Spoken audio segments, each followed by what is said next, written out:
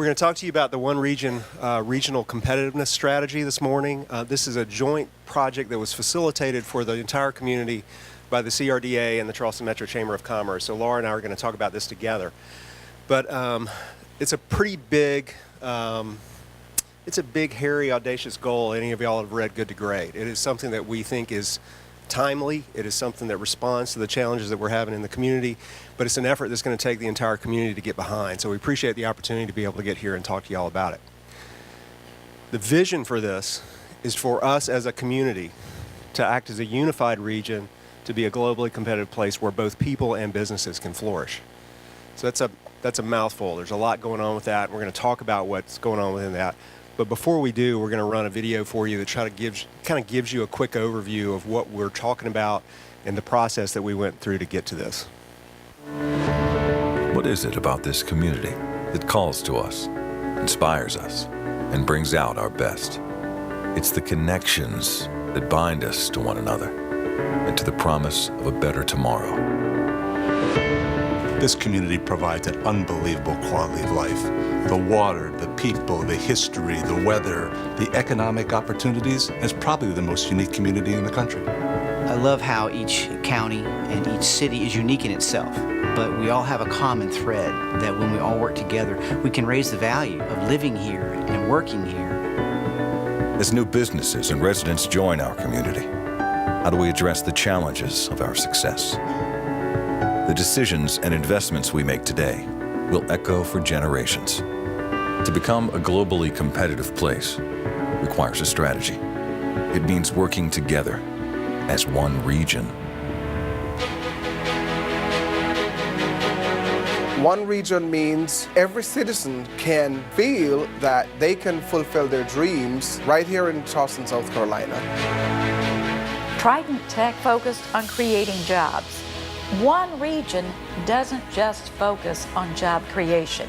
One county may draw in the primary business, but the surrounding counties benefit from that because the supporting businesses are there.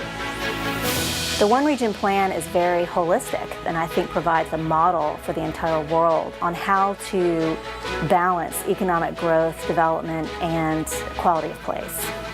We can't consider our greatest success a success if there are still communities that are being left behind by that success. We really are one.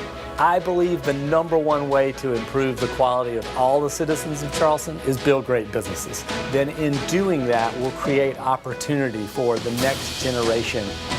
This plan challenges us to ensure the region's economic prosperity is as inclusive as possible. The responsibility falls to each of us to move our community forward. I'm personally committed to continuing to give my time to work on a more collaborative, focused, and larger plan for the community. I plan to get extremely involved in talent. I think that if we have the right talent, this region will continue to grow and prosper.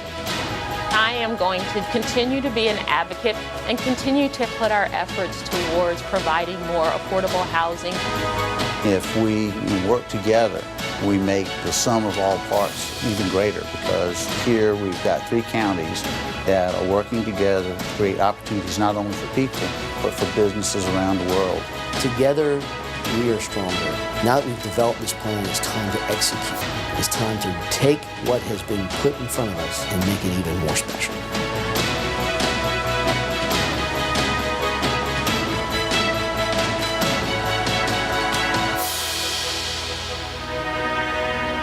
We are one region.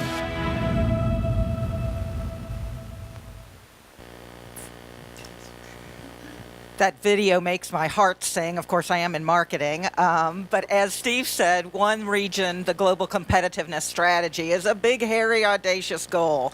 And we're very excited that we're activating One Region at this time.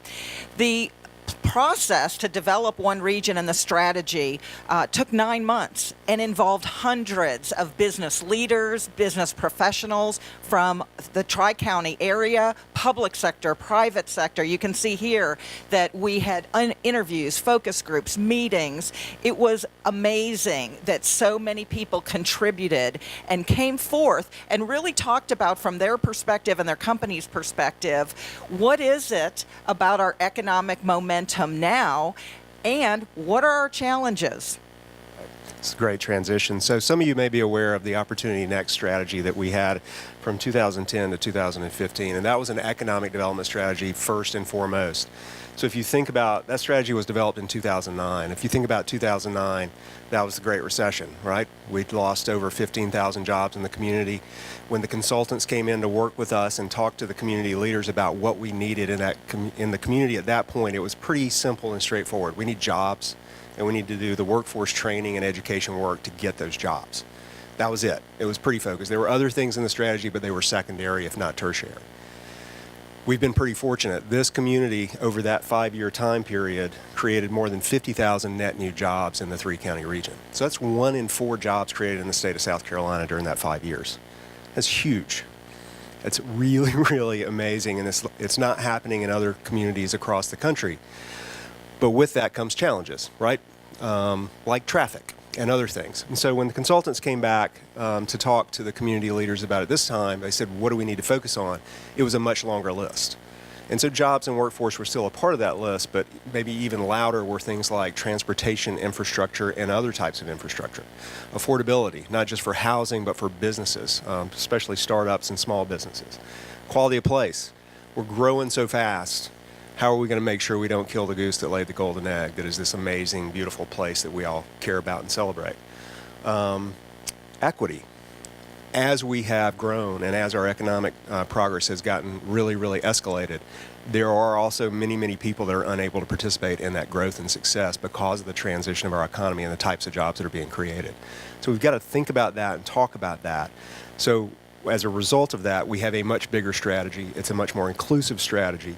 We brought more people into the discussion, and we very intentionally called it a competitiveness strategy. It's not just about economic development and job creation. It's how do we sustain the momentum we have, but do it in a smart way and try to address all the challenges that have come as a result of that growth. So in order to do that and move so many big rocks that are important now and for the future of our region, we realize that this strategy needs to be a values-based strategy.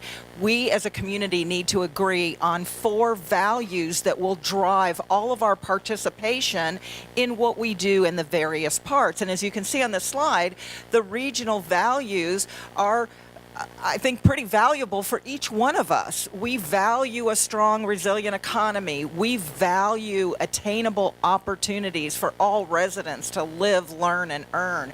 We value balancing growth with the unique characteristics of our region and our low country. And we value connectivity, not only internally throughout our region, but externally. These values will help drive and make one region a different strategy. It is different, and it is meant to be essentially evergreen, that these values stay in place, but our objectives within that can change over time. Each of these has about 3 overarching objectives. There's also a 14-page, 6-point type spreadsheet that has all the different things that need to happen over the next 5 years that I'm happy to share, but not right now. I don't think y'all want to go through that right now. So we're going to kind of go over the overview, but really it calls on more than 24 different organizations to get engaged with trying to move this forward. This is not something that one institution or one organization can do by themselves. It really does take the entire region to work toward that. So the first one, valuing strong, resilient economy, first and foremost, we've got to strengthen the region's entrepreneurial environment. We've got a nice startup community. We've got a nice set of small businesses here, but we need to do more. That infrastructure in the ecosystem has really ramped up over the last 5 years, but it's still a bit fragmented. There's still things we need like angel capital, venture capital, private equity to come in and support that, and we need mentoring and things like that, but that's something we've got to work to make better. Nourishing the health of the region's existing businesses. A lot of our focus at CRDA is bringing in new investment to the community, but we've got to make sure we take care of the ones that are already here and do the things that help them be successful and stay here and not be pushed out by this growth as well. And finally, the fancy phrase in this is target investments that fuel the dynamism of the region's high-impact cluster ecosystems. There'll be a test on this later. What it really means is we've been fortunate that our economy has diversified over the last 20 years pretty significantly. So now we have aerospace. We have significant OEMs in aerospace and automotive. We have a life science community that is very, very strong. We have an information technology and software community that's very strong. And we also have distribution and advanced logistics to support the port. Those things are really, really healthy and really diverse, but there's some missing pieces, whether it's supply chain, talent development, the types of things they need to be strong. And so our focus, especially at CRDA, is how do we make sure that we build out those clusters and strengthen them and make sure that they are even more anchored here and have the ability to be sustainable over time. Our region values attainable opportunities for all residents to live, learn, and earn. Obviously, you can see that having access to high-quality education opportunities from PK through 12 and higher education is so important for everybody here in our region, those here now, those who are growing up here now and need that for their future. We're aligning education and career pathways in those high impact clusters that Steve mentioned. The work that is being done by so many of your companies and our regional education partners like Charleston Southern University to align businesses and education together to focus on the certificates and the degrees and the programs needed for students in those high impact industries and clusters is what's happening, and that's what's going to make our region prosperous. Other educational partners like the Tri-County Cradle to Career Collaborative, who are focusing on early education through. These are the partners that are participating in one region, and we're all ensuring that the children that are here today, whether they're in high school or whether they're about to go into pre-K, are going to have opportunities here in the future in those fields that are going to support and create success for many generations to come. And then number 3, adopting smart policies to ensure that having a home is attainable for all. Well, that just makes sense. And housing affordability and housing attainability, that's huge. And we're all working together to drive that. Next, balancing that growth with nurturing our unique character. So I think everybody really, this is a beloved community, not just by the people that live here, but by the people that visit here. But one of the things that makes this an amazing place are the creative and cultural organizations that are here, whether it's the restaurants, the arts organizations, the performing arts, the visual arts, and the cultural organizations and the nonprofits that really make this a really unique community. We got to make sure that they can continue to prosper as affordability, not just for people, but for businesses and nonprofits grows as a challenge. We've got to make sure that we put things in place to help them stay in place and help this be a great community. We really need a cohesive regional approach to planning for the natural environment. That's something that there's a lot of great work happening in pockets, but it's not linked and unified throughout the community, and it's not a collective vision for how we do that and how do we balance that growth with also preserving the natural environment. And then this is a big one, focus employment centers to proximity to population centers. If you look at a map of where job growth has happened over the last 10 years and where residential growth has happened, it's a pretty easy, stark disconnect. It's just completely separate. The urban core has been the primary areas, North Charleston, Charleston, Mount Pleasant, West Ashley has been where the job creation has primarily happened. And the residential growth has been primarily Dorchester and Berkeley and Upper Charleston counties. So that means people have got to get in their cars to get to their jobs because there's not multimodal transportation opportunities, which means so housing affordability and transportation infrastructure are intricately related, and we've got to work on both of these things together and try to solve some of those challenges. Being a connected community, what does that mean? It means that the very obvious one, through infrastructure, addressing the challenges that we have so that we can physically be a connected community to get from housing to job centers, to work and play. Infrastructure, as we all know, that's a big one, and that's first and foremost how we'll be connected here in our region. But also we're talking about connectivity digitally between our region and the rest of the world, having broadband access access in every pocket of our region, making sure that families, children, adults, workers have access to connectivity that they need, again, for education, for socialization. And then finally, improving our region's understanding of global dynamics. And what does that mean? Just the connectivity of understanding other cultures. We have employers that are coming into and are in our region that are drawing people from all over the world. And we need to understand what that means. So connectivity is a huge piece of one region. So from an economic development standpoint, and I'll stop right here because this is my favorite chart and I get teased about it a lot, but I just really love Venn diagrams. And we just threw a lot of words at you, but so now we want some color. We've got 5 what we're referring to as high-impact clusters, and we call them high-impact clusters because they're primarily what the Brookings Institution defines as advanced industries. They require STEM skills. These companies invest on average more in R&D and innovation. And the most important part, they pay higher than average wages within the community. If you look at advanced industries in the Charleston region, they pay on average about $78,000 a year.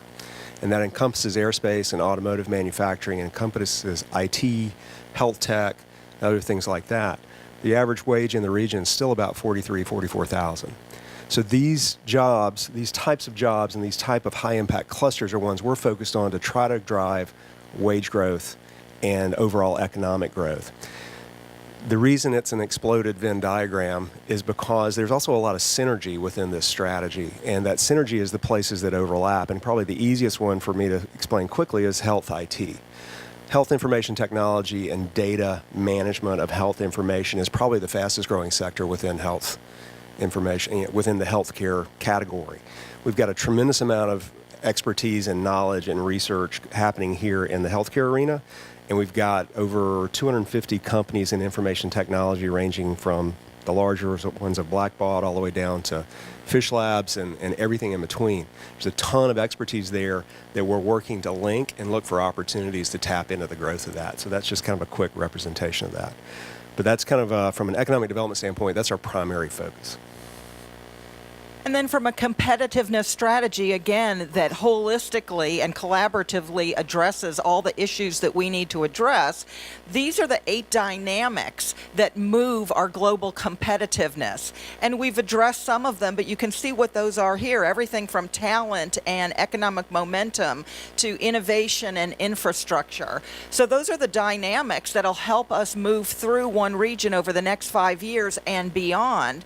So let's drill that down a little bit and talk about, okay, how do we do this now as we're activating one region and starting this? Well, what we've done is we've identified year 1 priorities, and there are 4 of them that we're focusing on to start. And again, you'll see how all of these, and you already see how all of these are interrelated. Our year 1 priorities are affordability, housing attainability, wages, equity.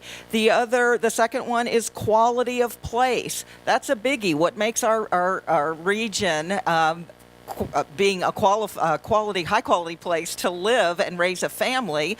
Obviously, infrastructure is a part of that.